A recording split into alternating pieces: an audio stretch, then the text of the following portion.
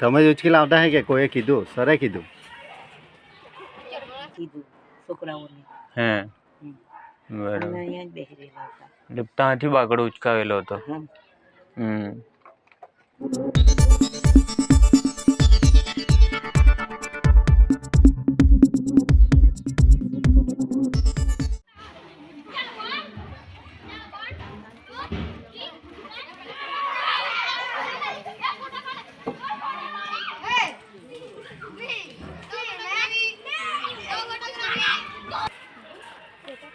તમે જ ઉચકી લાવતા? નમસ્કાર, જોહાર.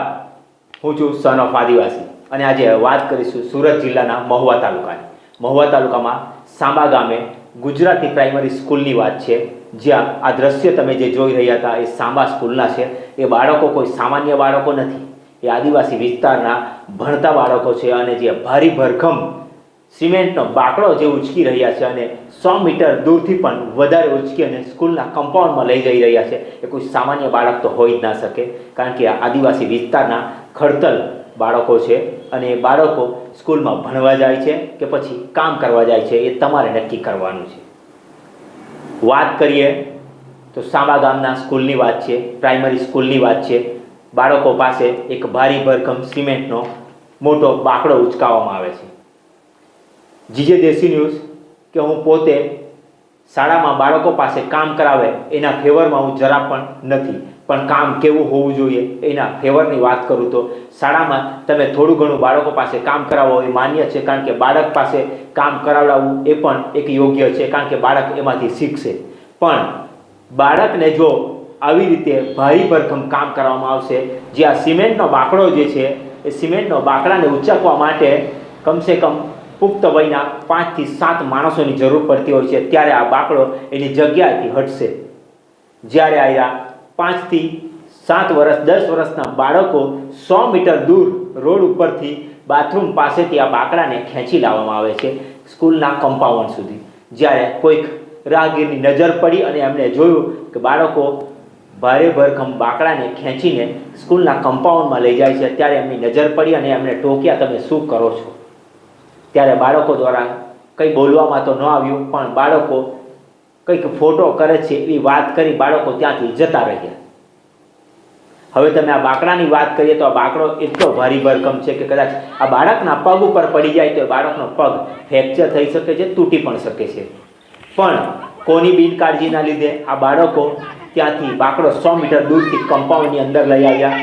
ટીચરની આજ્ઞા હોય, ટીચરની સૂચના હોય તો જ બાળકો એ બાકડો લઈ આવ્યા એવું પણ બની શકે. ઘટના પણ એવી જ બની છે કે ટીચર દ્વારા કહેવામાં આવ્યું છે કે બાથરૂમ પાસે અતત્વ સામાજિક તત્વો લોકો બેસી અને લુખ્ખાગીરી કરતા હોય છે, જેથી આ બાકડો સ્કૂલના કમ્પાઉન્ડની બહાર હતો ત્યાંથી સ્કૂલના કમ્પાઉન્ડમાં લાવીને મૂકી દેવો. ટીચરે સૂચના આપી, બાળકો મંડી ગયા બાકડાને ખેંચતાણ કરવા માટે. તમને દ્રશ્યો બતાવવામાં આવે છે બાકડો ક્યાં સુધી લઈ જવા. જ્યારે સ્કૂલની સામે જ એક દુકાન છે, ત્યાં બેઠા બેઠા માજીએ પણ જોયું અને માજીએ પણ કહ્યું છે કે બાળકો ત્યાંથી બાકડો ત્યાં સુધી ખેંચીને લાવ્યા છે. એ જગ્યા પણ માજીએ બતાવી. એટલે કોણે એવું કીધું?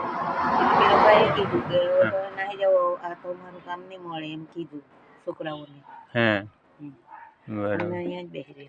એટલે ત્યાંથી બાકડો ઉચકાવેલો હતો.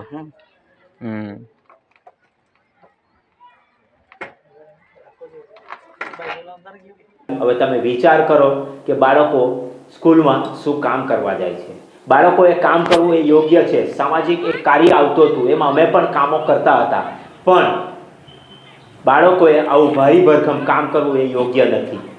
જીજે દેશી ન્યૂઝ આવા કોઈ પણ કામને પ્રમોટ નથી કરતું કે જે બાળકોને નુકસાન કરી શકે છે. જો કદાચ બાકડો એક તરફથી વધારે ઉચકાઈ ગયો હોત અને પડી જાય તો કોઈ પણ બાળકના પગ પર પડી શકે, બાળકનો પગ ફ્રેક્ચર પણ થઈ શકે, આવી ઘટના પણ થઈ શકે. ત્યાં સુધીની ઘટના થાય.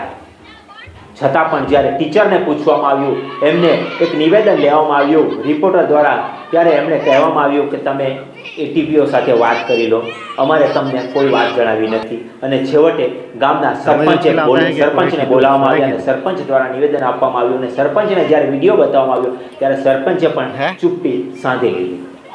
અને ટીચર દ્વારા છેલ્લે કહેવામાં આવ્યું કે બાકડો ત્યાં હતો ને ત્યાંથી લાવવા માટે કીધું હતું, પણ અમે આ જગ્યા કોઈએ છે, પણ અહીંયાથી કીધું નાના ન છોકરા હતું લોકો કે પાસે આ બાળકો આ વિડીયો બાકડો ત્યાંથી બાકડો લઈને ઉચકાવેલો કમ્પાઉન્ડમાં છે. લઈ આવો એવો લૂલો બચાવ શિક્ષકો દ્વારા કરવામાં આવ્યો હતો.